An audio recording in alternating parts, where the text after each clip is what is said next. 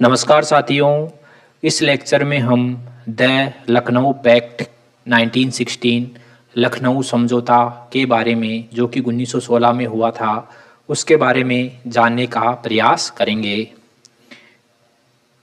लखनऊ समझौता, तो इसमें दो समझौते हुए थे। लखनऊ समझौता में दो समझौते हुए थे। एक तो कांग्रेस के गरम दल और नरम दल के मध्य समझौता हुआ था। नरम दल के मध्य समझौता हुआ था और एक कांग्रेस और मुस्लिम लीग के मध्य समझौता हुआ था और ऑल इंडिया मुस्लिम लीग के मध्य समझौता हुआ था। ठीक है, इसमें ये 1916 में हुआ था ये समझौता। और 1916 के लखनऊ अधिवेशन के कांग्रेस के अध्यक्ष थे अंबिका चरण मजूमदार और मुस्लिम लीग के लखनऊ अधिवेशन के अध्यक्ष थे मोहम्मद अली जिन्ना। ठीक है, तो देखते हैं ये इंडियन नेशनल कांग्रेस के लखनऊ अधिवेशन के अध्यक्ष तो ये थे अंबिका चरण मजूमदार।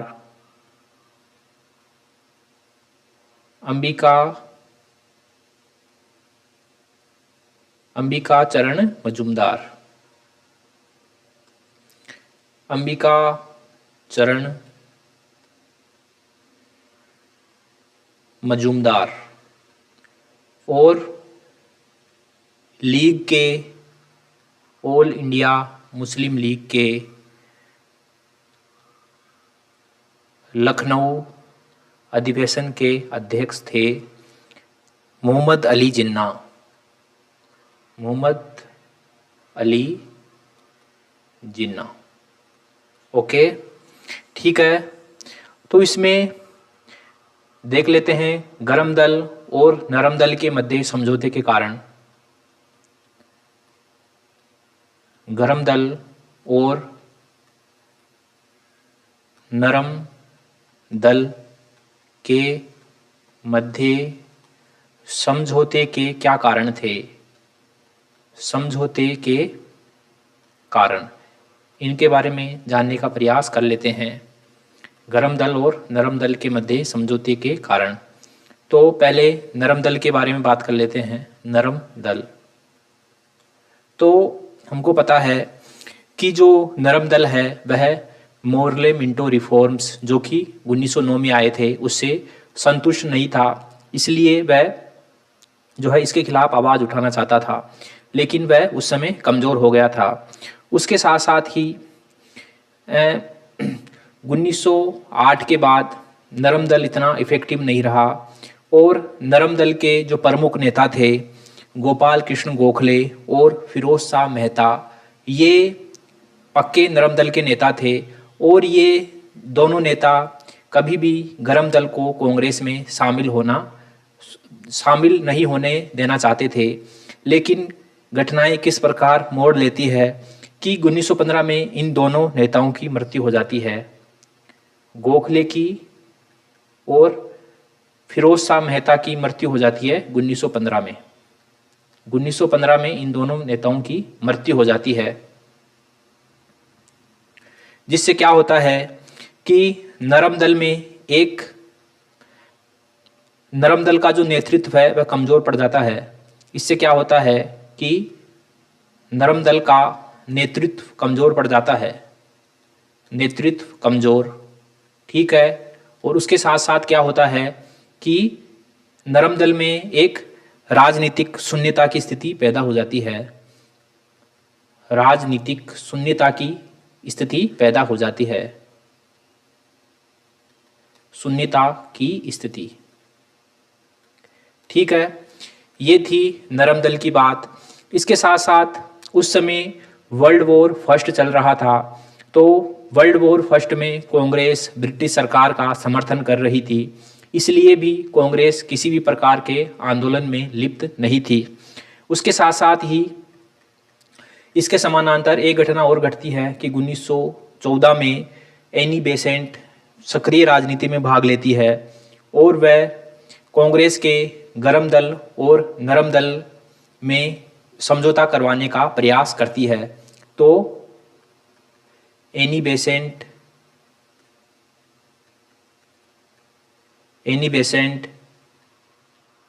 गरम दल और नरम दल में समझौता करवाने का प्रयास करती है। समझौता करवाने का प्रयास करती है। ठीक है, तो ये थी नरम दल की बातें। अब गरम दल की बातें देख लेते हैं कि गरम दल में क्या परिस्थितियां थी। गरम दल में क्या परिस्थितियां थी?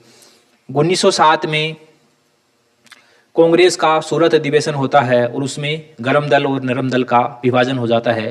कांग्रेस का दो दलों में विभाजन हो जाता है, गरम दल और नरम दल।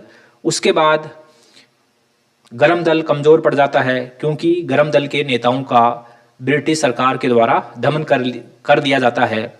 ये हमने पहले पढ़ लिया था। ठीक है, उसके बाद जो 1908 में बिपिन चंद्र पाल सक्रिय राजनीति से संन्यास ले लेते हैं। सक्रिय राजनीति से संन्यास कौन? बिपिन चंद्र पाल। ठीक है, उसके बाद क्या होता है? अरविंदो घोष अलीपुर षड्यंत्र कांड में जेल में बंद थे। उसके बाद जेल से छूट के आने के बाद अरविंदो घोष सक्रिय राजनीति से वे भी संन्यास ले लेते हैं और वे आध्यात्मिक मार्ग की ओर मुड़ जाते हैं। तो अरविंद घोष भी आध्यात्मिक मार्ग की ओर मुड़ जाते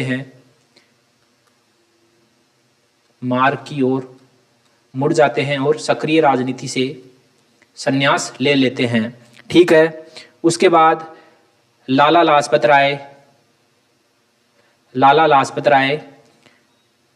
1908 लाला लाजपत राय भी अस्थायी रूप से अमेरिका चले जाते हैं।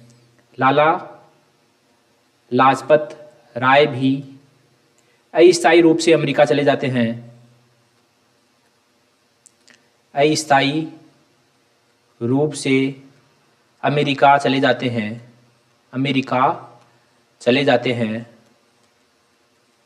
और बाल गंगाधर तिलक को 6 साल की जेल हो जाती है। साल की जेल में मांडले चले जाते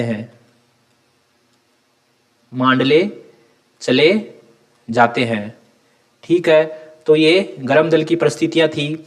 इस प्रकार गरम दल भी एकदम कमजोर हो चुका था और 1914 में तिलक वापिस आते हैं। 1914 में सजा काट के वापिस आते हैं। तिलक वापिस आते हैं सजा काट के। जब तिलक वापिस आते हैं तब वे देखते हैं कि जिस प्रकार की परिस्थिति वे छोड़ के गए थे उससे विपरीत परिस्थिति वे पाते हैं भारत में, कि उस समय बहिष्कार और स्वदेशी आंदोलन चल रहा था। लेकिन जब वे वापस आते हैं तब देखते हैं कि मोर्ले मिंटो सुधार आ चुका है। 1911 में दिल्ली दरबार का आयोजन हो चुका है। वर्ल्ड वॉर फर्स्ट चल रहा है।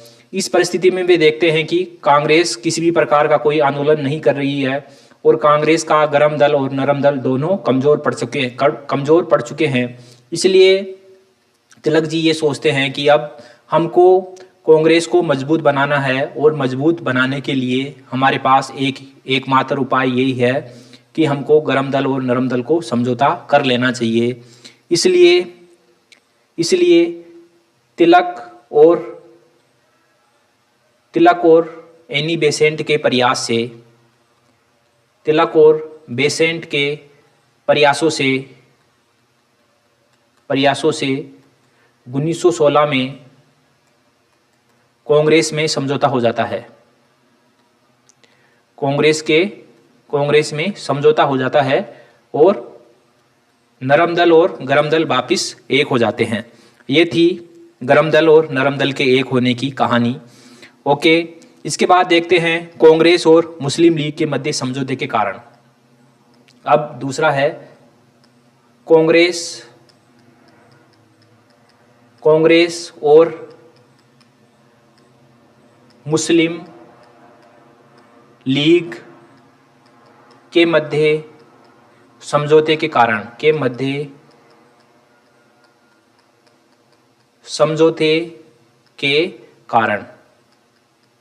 ठीक है। तो इनमें क्या क्या परिस्थितियां बन रही थी उसको भी देख लेते हैं कि 1909 में हमको पता है मोर्ले मिंटो सुधार आता है और इससे कांग्रेस संतुष्ट नहीं थी।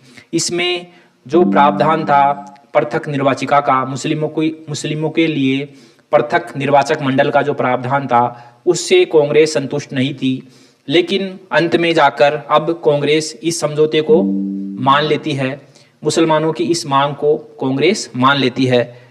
तो अब कांग्रेस ने पृथक निर्वाचक मंडल की मांग को मान लिया।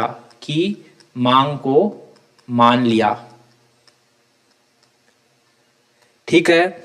उसके बाद देखते हैं कि 1911 में बंगाल विभाजन रद्द हो जाता है। ब्रिटेन के सम्राट के द्वारा बंगाल विभाजन रद्द कर दिया जाता है। इससे मुस्लिम लीग का ब्रिटिश सरकार से मोह भंग होता है, क्योंकि 1905 में जब बंगाल का विभाजन किया गया था तब मुसलमानों को ये जो है सपने दिखाए गए थे कि ये आपकी भलाई के लिए ही किया जा रहा है। लेकिन अब जब बंगाल का विभाजन वापस रद्द कर दिया गया तो मुसलमानों को धक्का लगता है।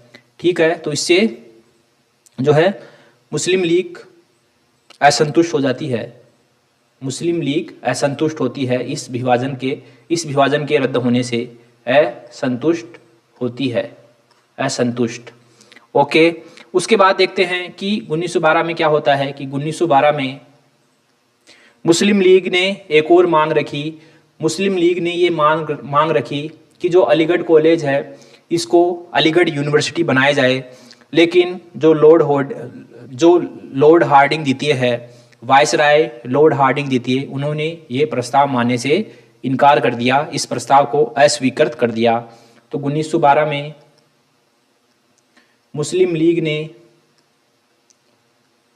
अलीगढ़ कॉलेज को विश्वविद्यालय बनाने का प्रस्ताव रखा, जो कि हार्डिंग द्वितीय के द्वारा इसको अस्वीकृत कर दिया गया। हार्डिंग द्वितीय ने मानने से मना कर दिया। ठीक है। तो इस प्रकार कांग्रेस में और मुस्लिम लीग में दोनों में ब्रिटिश सरकार के प्रति असहमति थी, गुस्सा था, रोष था। उसके साथ साथ ही 1913 में क्या होता है कि 1913 में मोहम्मद अली जिन्ना कांग्रेस ज्वाइन करते हैं। माफ करना, मोहम्मद अली जिन्ना मुस्लिम लीग को ज्वाइन कर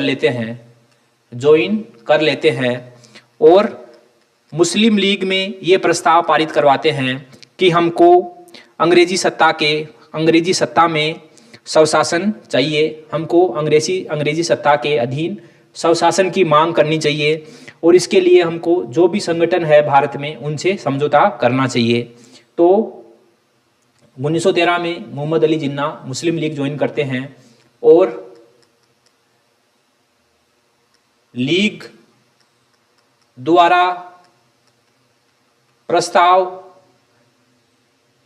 के द्वारा एक प्रस्ताव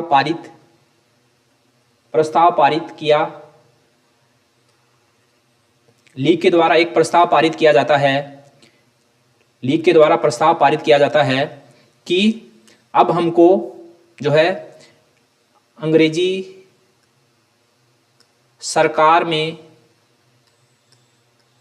स्वशासन चाहिए, अंग्रेजी सरकार में स्वशासन की मांग, और इसके लिए किसी भी भारतीय संगठन से समझौता कर सकते हैं। इसके लिए अन्य भारतीय संगठनों से समझौता, इसके लिए अन्य भारतीय संगठनों से सहयोग करने को तैयार। ठीक है। 1913 में मोहम्मद अली जिन्ना मुस्लिम लीग को ज्वाइन करते हैं और मुस्लिम लीग में एक प्रस्ताव पारित करवाते हैं कि हमको अंग्रेजी सरकार में स्वशासन चाहिए, अंग्रेजी सरकार में स्वशासन की मांग करते हैं और इस मांग को पूरा करने के लिए वे अन्य भारतीय संगठनों के साथ सहयोग करने को तैयार होते हैं। तो ये प्रस्ताव पारित करवाते हैं। उसके साथ साथ ही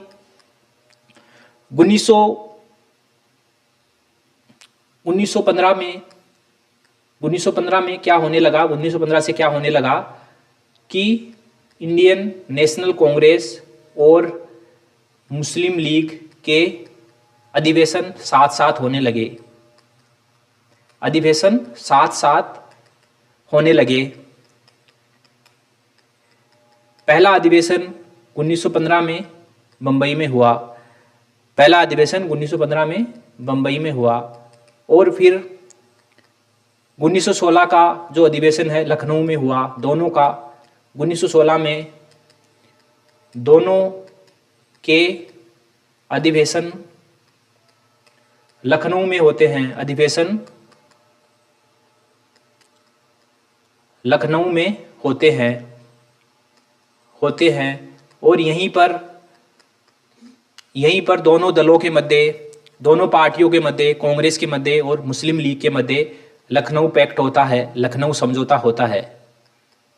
लखनऊ समझौता ये 1916 में होता है। लखनऊ समझौता 1916 में होता है। इसमें कांग्रेस की तरफ से प्रयास करते हैं, तिलक, बाल गंगाधर तिलक, और मुस्लिम लीग की तरफ से प्रयास करते हैं जिन्ना। इन दोनों के प्रयासों से लखनऊ समझौता होता है। इस समझौते को देखते हुए सरोजिनी नायडू ने मोहम्मद अली जिन्ना को हिंदू मुस्लिम एकता का अग्रदूत कहा। अब उसके बाद देख लेते हैं कि लखनऊ समझौते में क्या क्या हुआ, क्या क्या प्रावधान थे। लखनऊ समझौता की क्या क्या प्रावधान थे, इसमें क्या क्या बातों पर सहमति बनी। तो इसमें सहमति बनी कि इंडियन नेशनल कांग्रेस ने पृथक निर्वाचक मंडल को स्वीकार कर लिया और बाद में ये बहुत गलत डिसीजन साबित हुआ कांग्रेस का। इसी के चलते आगे जो है ऐसा विद्वानों के द्वारा कहा जाता है कि भारत का विभाजन हुआ। उसके साथ साथ ही अल्पसंख्यकों को उनकी संख्या से अधिक अनुपात में प्रतिनिधित्व देना स्वीकार किया कांग्रेस ने। अल्पसंख्यकों को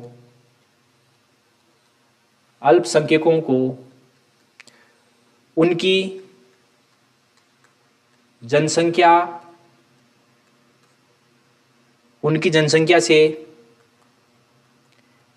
से अधिक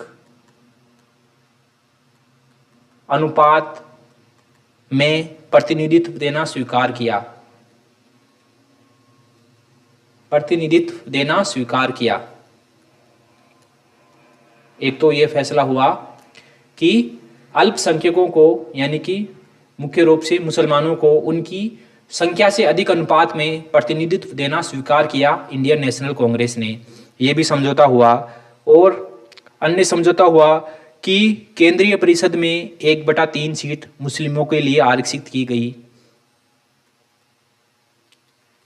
केंद्रीय परिषद में 1/3 सीट मुस्लिमों के लिए आरक्षित की गई।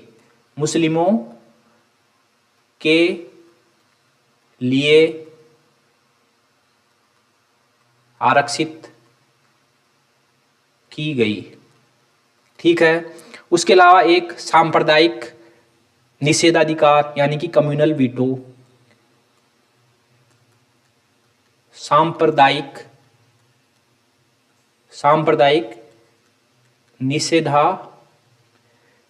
निषेधाधिकार यानी कि कम्युनल वीटो।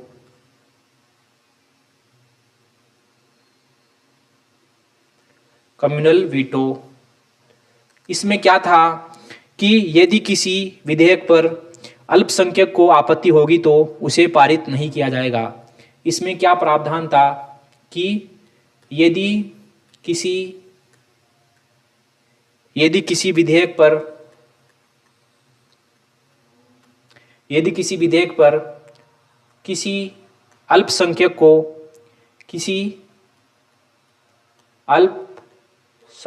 को आपत्ति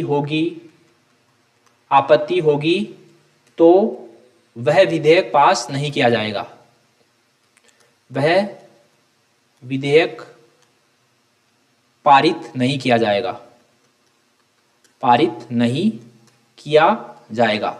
वह विधेयक पारित नहीं किया जाएगा।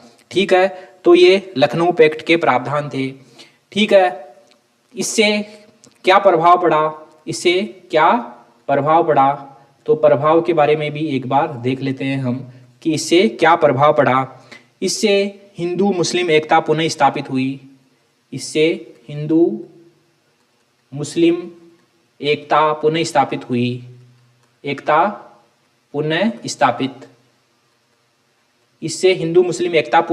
हुई। उसके अलावा सरकार की बांटो और राज करो की नीति पर चोट आई। सरकार की बांटो और राज करो की नीति कमजोर पड़ी। सरकार की बांटो और राज करो नीति कमजोर पड़ी लखनऊ पैक्ट से। ठीक है। उसके अलावा इसके कोई दूरगामी प्रभाव नहीं रहा। इसका कोई दूरगामी प्रभाव नहीं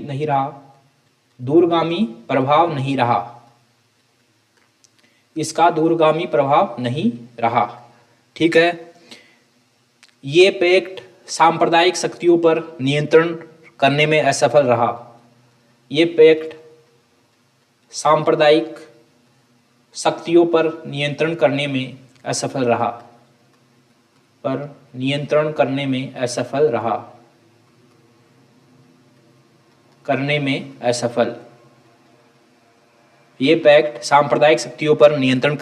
असफल।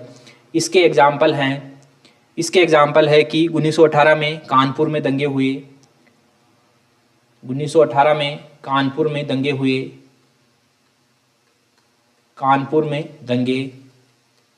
उसके साथ साथ ही 1917 में गोवध के मामले में बिहार में दंगे हुए। 1917 में गोवध पर बिहार में दंगे हुए। इसके साथ साथ ही 1917 में वीडी सावरकर वीर दामोदर सावरकर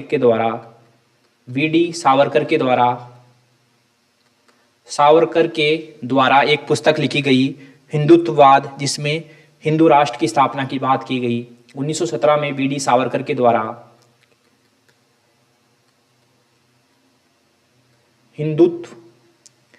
हिंदुत्ववाद पुस्तक लिखी जिसमें हिंदू राष्ट्र की स्थापना की बात की गई, जिसमें हिंदू राष्ट्र की स्थापना की बात की गई। ठीक है, ठीक है। तो ये जो ये पैक्ट है ये पूर्ण रूप से हिंदू मुस्लिम एकता स्थापित नहीं कर पाया और इसके प्रावधान आगे चलकर देश को बंटवारे की ओर ले गए। ठीक है, ओके साथियों, तो आज हमने लखनऊ पैक्ट के बारे में जाना। लखनऊ पैक्ट 1916, लखनऊ समझौता 1916। ओके, मिलते हैं अगले लेक्चर में। तब तक के लिए थैंक यू वेरी मच।